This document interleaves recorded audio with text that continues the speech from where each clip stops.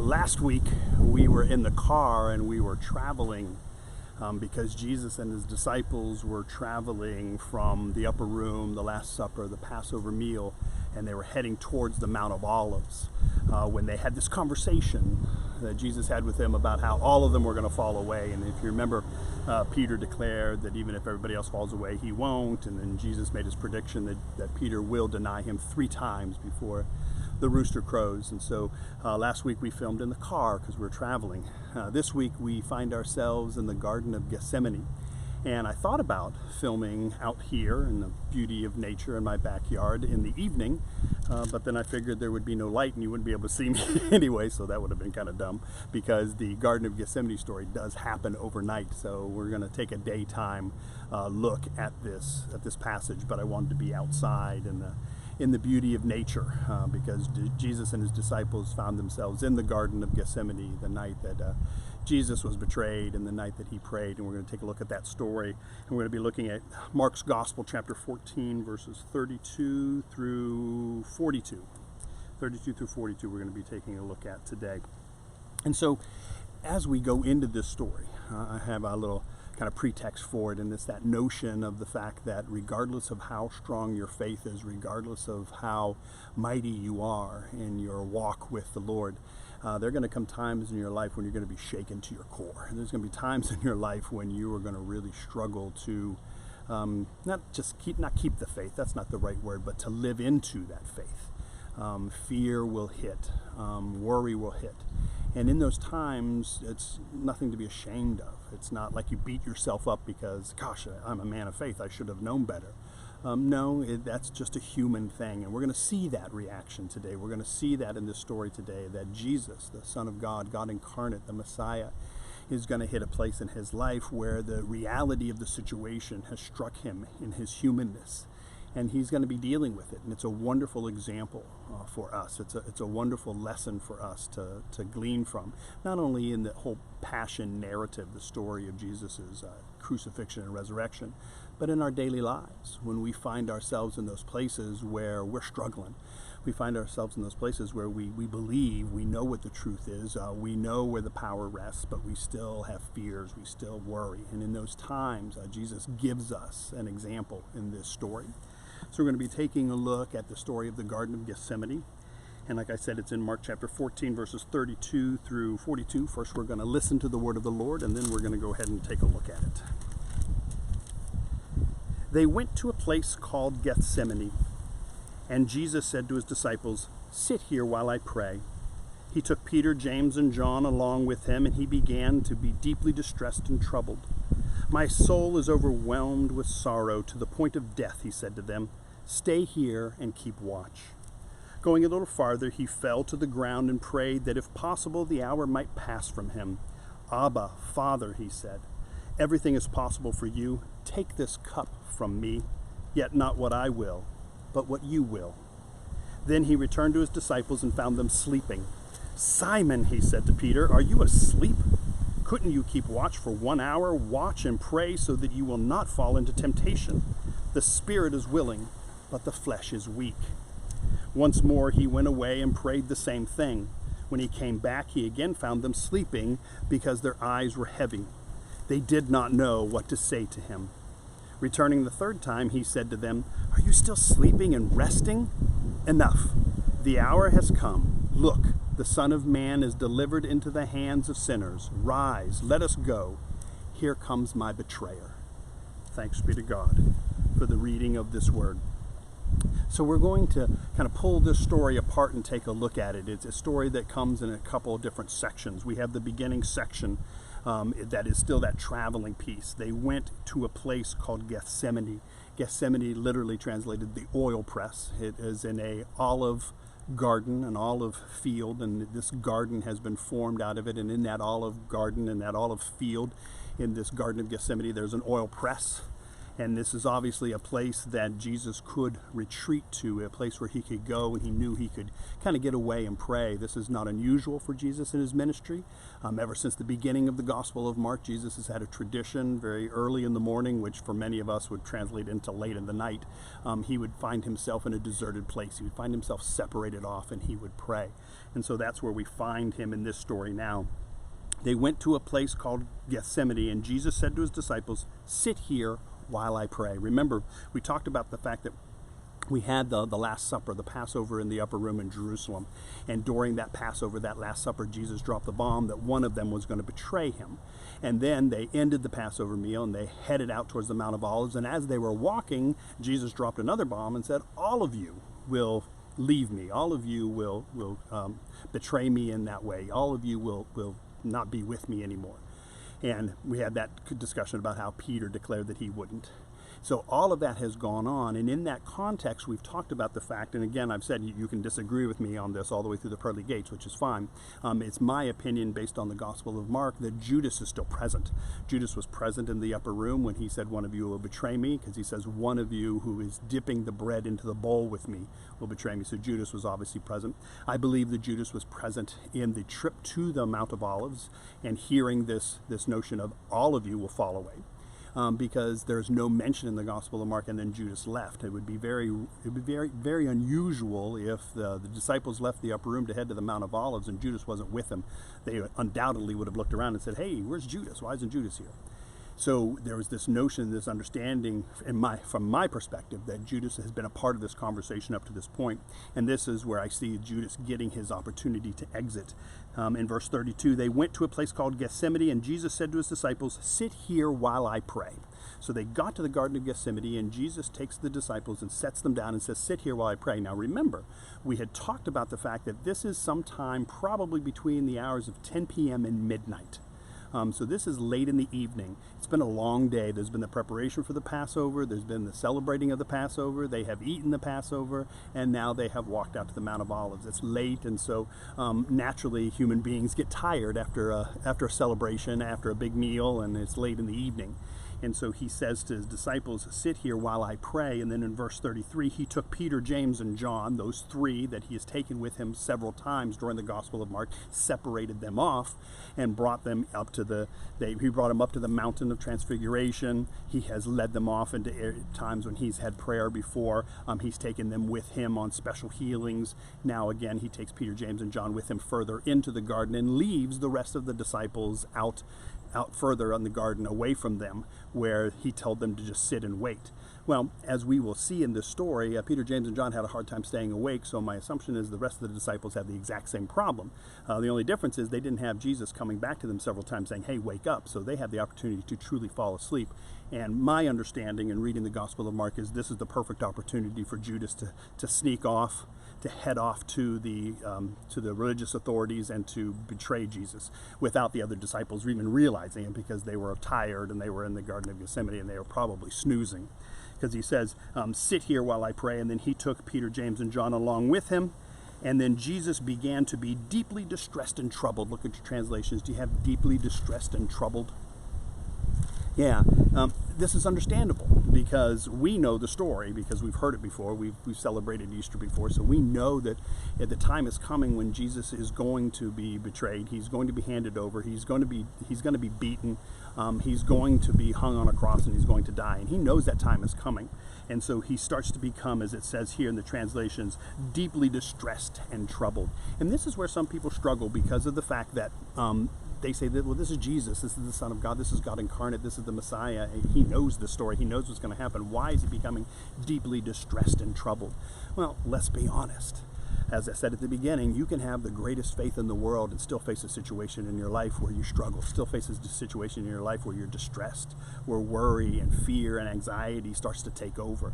And Jesus is fully human. Remember, he has to be fully human and fully God, both at the same time, in order for this crucifixion and resurrection to have any kind of merit or power. So in his humanness, he's distressed and troubled. And so in verse 34 it says, "My soul is overwhelmed with sorrow to the point of death," he said to them. "Stay here and keep watch."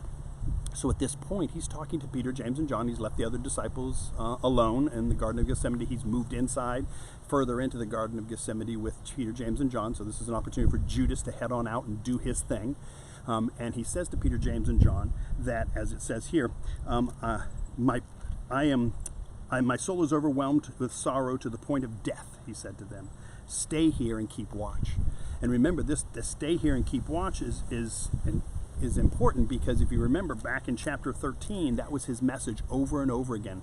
Chapter 13, if you remember, was the apocalyptic chapter where Jesus shares with the disciples the signs of the end times and how will we know it's coming and what will we look for and things like that. And he talked about the birth pangs, and he talked about famines and floods and pestilence and wars and father against son and son against father and families against families, all those kind of things. And he said these were all birth pains. These are all the beginnings of the end. And he keeps telling the disciples as he's going through this chapter in chapter 13 to say, keep watch, keep alert.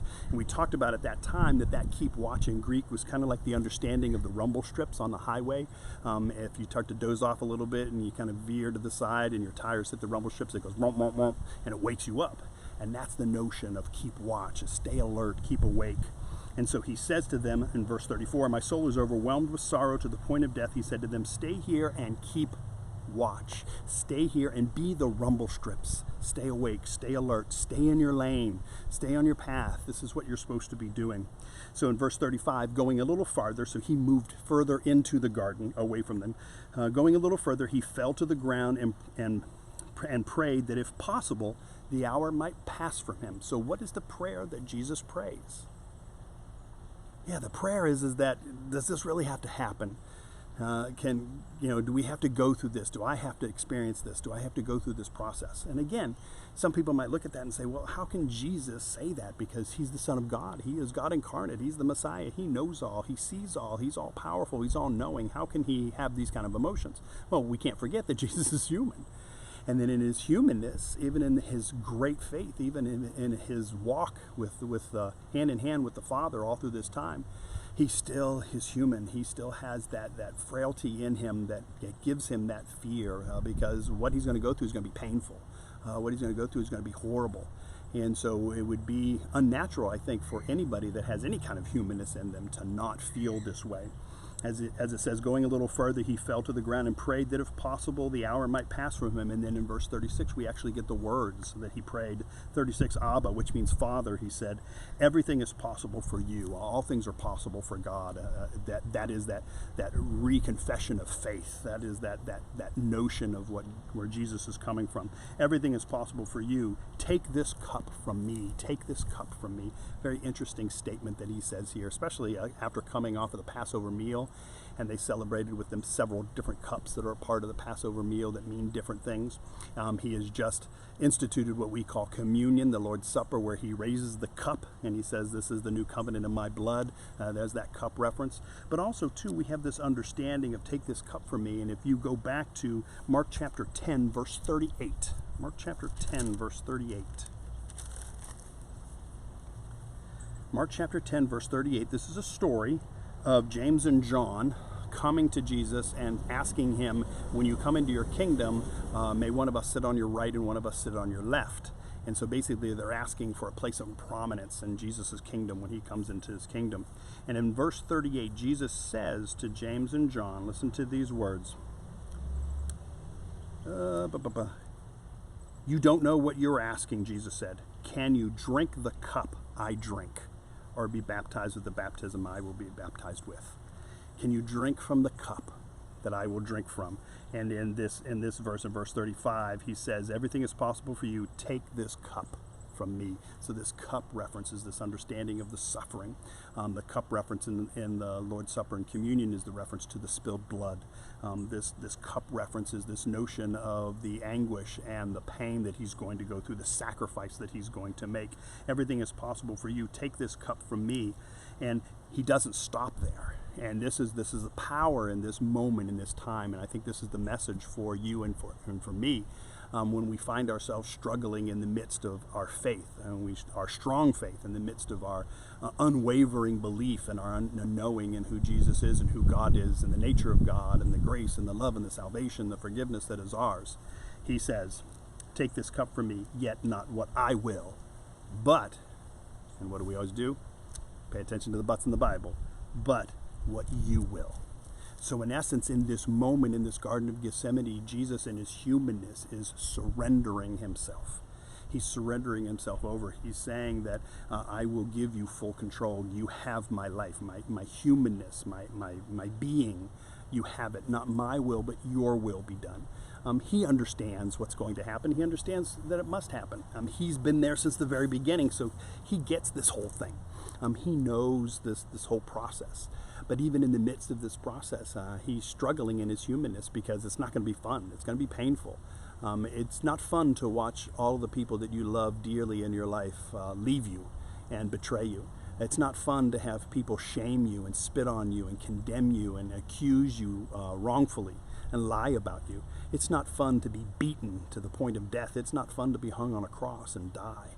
And so Jesus in his humanness is struggling with this, but in his prayer, everything is possible for you. Take this cup from me, yet not what I will, but what you will. And this prayer is shared with us so that we can have these words, so that we can have this notion. Our Lord and Savior knows what it's like to go through this anguish of having not a lack of faith, but just having that struggle in the midst of pain, in the midst of suffering. And so he says, not my will, but what you will. And so in verse 37, he returned to his disciples, and what did he find? Yeah, he found them sleeping. He found them sleeping. Simon, he said to Peter. Now notice, he called him Simon.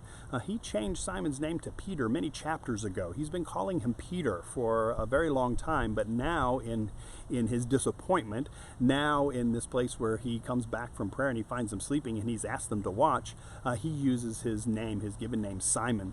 It's kind of like when you get in trouble with your mom and you get first, middle, and last name, you know you're in trouble. It's the same way with Jesus. Jesus called Simon, he said to Peter. He called him by that name, which perked Simon up real quick because he would have realized, uh-oh, I'm in trouble. Simon, he said to Peter, are you asleep? Couldn't you keep watch for 1 hour? Watch and pray so that you will not fall into temptation. The spirit is willing, but the flesh is weak.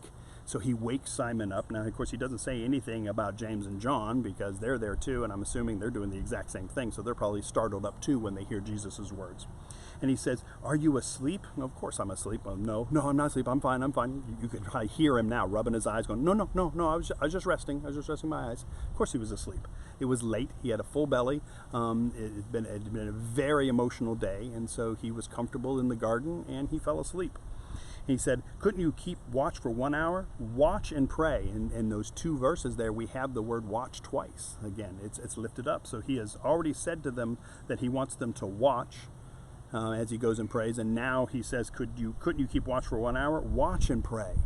Watch and pray. So if you need to do something, pray to keep awake. Watch and pray so that you will not fall into temptation. The spirit is willing, but the flesh is weak. And that's interesting because he makes this connection to falling asleep in the garden while Jesus goes to pray late at night after a big celebration, a big meal. And he refers it to temptation. And the temptation is that he wants to sleep. And that's exactly what Jesus is talking about. He says to Peter and James and John, he says, don't fall asleep. Stay awake while I go and pray. That's the directive from their Lord and Savior. And the temptation is saying, well, I'll just close my eyes for a little bit. He'll never know, and I'll probably hear him coming, and I'll be able to wake. The temptation is the problem because he figures I can just catch a little bit of shut eye, and Jesus will wake me up when he comes back. And he says, watch that you will not fall into temptation. The spirit is willing, but the flesh is weak. And so that watching out, that staying in the lane, the rumble strips on the highway is a reference to the fact that if we're not aware, that if we're not on top of our game, that temptation will creep into our life. And as we've talked about before in other circumstances, that temptation will give birth to a baby, and that baby will be sin. And so with the temptation we've got to deal with. And so he's telling him to deal with this temptation by watching and praying. And it's good advice for each one of us. A way for us to resist the temptations in our life is to stay alert, to stay attuned to them, to confess them, to say, I'm being tempted right now, and then to turn and pray in that moment and say, oh, Lord, help me with this temptation. So he says to them, couldn't you keep watch for 1 hour? In verse 38, watch and pray so that you will not fall into temptation. The spirit is willing, but the flesh is weak. The spirit is willing, but the flesh is weak. And that's so true. And you think about the fact that Peter just made that statement to him on the way over to the garden, that he's not going to fall away. And then Jesus says, well, no, you're going to fall away. You're going to deny me 3 times before the end. You're going to deny me 3 times before the cock crows, before the rooster crows. And so he's saying the spirit is willing, the flesh is weak. So once more in verse 39, he went away and prayed the same thing. So he goes back to his place of prayer, and he has that exact same prayer about asking for the cup to pass, but not my will, but your will be done. And when he came back, he again found them sleeping, because their eyes were heavy. And this time when he woke them up, they did not know what to say to him. They did not know what to say to them. What could they say to him? He asked them not to fall asleep, and then they fell asleep. And then he wakes them up and he says, don't fall asleep, watch and pray. And he goes off again and comes back, and they fall asleep again. So what can they say? There's nothing. They're totally busted. So there's really nothing for them to say. So they did not know what to say to him. In verse 41, returning the 3rd time. So then Jesus left in verse 40, went back to a 3rd time, and had his prayer again, his prayer time, and his anguish and his suffering, and his asking for this cup to pass, but not my will, but your will be done. He turns around and comes back again. And returning the 3rd time, he said to them, are you still sleeping and resting? So they're failing in this challenge of watching. You would think after the 1st time or the 2nd time at least, they would be poking each other. They would be doing anything in their power to stay awake, but they didn't. They didn't do it because they were weak and they were tired, and so they started to fall asleep. And so he said, are you still sleeping and resting? Enough. The hour has come. So now we have the beginning. In verse 41 here, we're making the move. The passion is beginning. Up to this point, it's been talking about it. Jesus has been sharing about the betrayal. Jesus has been sharing about how he's going to be handed over and how he's going to die and how on the 3rd day he's going to rise again. He's told them this several times. But now the passion play is going to begin here in the Garden of Gethsemane. He said, are you still sleeping and resting? Enough. The hour has come. Look, the Son of Man is delivered into the hands of sinners. He asked them to watch several times, and they fell asleep. And Jesus is the one that finally turns around and says to them, look, he sees what he asked them to watch for. He sees all the things that are happening. And so he says to them, the hour has come. Look, the Son of Man is delivered into the hands of sinners. And so what he's able to see in the nighttime in the Garden of Gethsemane, past the 3 disciples, Peter, James, and John, past the disciples who are resting some other place in the garden, he's able to see the flicker of firelight on torches because the people are coming. Judas is bringing the troops with him so that Jesus can be arrested. He says, look, the Son of Man is delivered into the hands of sinners. Rise, let us go. Here comes my betrayer. Rise, let us go. Here comes my betrayer. At this point, I'm sure he's got the attention of Peter, James, and John. At this point, they're awake. The adrenaline is moving because now he's got them going, and they have probably turned around by now, and they can see the flicker of the firelight of the torches that are coming in the hands of the people that are going to arrest Jesus. And so he says, rise, let us go. Here comes my betrayer. And so in essence, this is a statement of the beginning. Basically, it is started. And later on, when Jesus is hanging on the cross before he breathes his last breath, he'll say it is finished. This is where it's really beginning here at this point in verse 42 of chapter 14. Rise, let us go. Here comes my betrayer. Basically, it's starting. He has been praying this whole time in the Garden of Gethsemane that this cup will pass, but not my will, but your will be done. And now it's starting to come to fruition. When you hear the words of Jesus saying these things, look, the Son of Man is delivered into the hands of sinners. Rise, let us go. Here comes the betrayer. You're not hearing a man that is, as it said earlier, that is overwhelmed with sorrow, that is distressed and troubled. You're not hearing a man that's saying, please let this cup pass. You are now hearing a man that's confident. You're hearing a man that is saying, here we go. You're hearing a man that is grabbing onto the situation, and he's saying, let's do this. And I think each one of us can understand that too. We can understand that process of going through a time when we're struggling, we have fear, we're scared. And then we go through a process to where God leads us to a place where that fear goes away, that struggle goes away because the action's happening. It's time to go. And so he says, rise, let us go. Here comes my betrayer. No longer is he distressed. No longer is he overwhelmed. No longer is he expressing any fear. He's just passionate now about the fact that this is time to go. This is time to act. It's starting time. And that's where we're going to leave off this week. And we'll pick up next week with Jesus' arrest. But we leave with that notion. We leave with this understanding of what Jesus is talking about. And I have a personal connection to this because, I faced a little bit over a year ago a doctor coming into my hospital room saying, "You've got to get a heart transplant." And my initial reaction to that, I wish I could say, was, rise, let's go, here comes my heart, let's go get it. No, my initial reaction was about 5 days of overwhelmed, as it says here in this passage, 5 days of distress and trouble and overwhelmed with sorrow. I was afraid. I didn't think I could do it. I was like, how can this happen? And that's what I went through. And it was about after 5 days that I came to that place where God gave me peace in that and helped me to understand that it wasn't going to be me, it was going to be Him. He was going to be, His hands were going to be all over this. He was going to move, and yes, it was going to be painful, and yes, there was going to be rehabilitation I was going to have to do, and yes, there was going to have to be changes that I'm going to have to go through, and physical pain that I'm going to suffer. But it was all going to be worth it. And that's kind of where I believe Jesus is at this time when He says, "Rise, let us go, here comes my betrayer." Jesus has reached that point now where He understands that this is what is going to happen, and let's do it. Let's no longer talk about it, let's no longer think about it, let's do it. And that's the place that God will bring each one of us to if we allow Him. God will bring us to that place of courage beyond ourselves. God will bring us to that place of strength beyond ourselves. As long as we live out that faith of saying, "Hey, I'm going to be honest with you, I'm scared about this. I don't like this, but not my will, but your will be done. Hey, I don't like this. I'm scared about this, but I can't do this. So you do it in me and through me." And that's what we see in this story. And that's a powerful reminder for you and for me, especially in this time of pandemics and racial tension and unemployment and all the different things that are happening in our world right now. In the midst of all of that, we can admit to the Lord that we're distressed, that we're bothered, we're troubled, that we have fear, we have concern. And we can be open to God leading us to that place where we say, as Jesus did, "Rise, let's go. Let's go. Let's get this thing done. Let's take this on." Well, that's where we're going to stop this week. I pray that you have a wonderful week, and I look forward to picking up again in chapter 14 with you as we study about Jesus' arrest. So until then, stay safe and stay sane.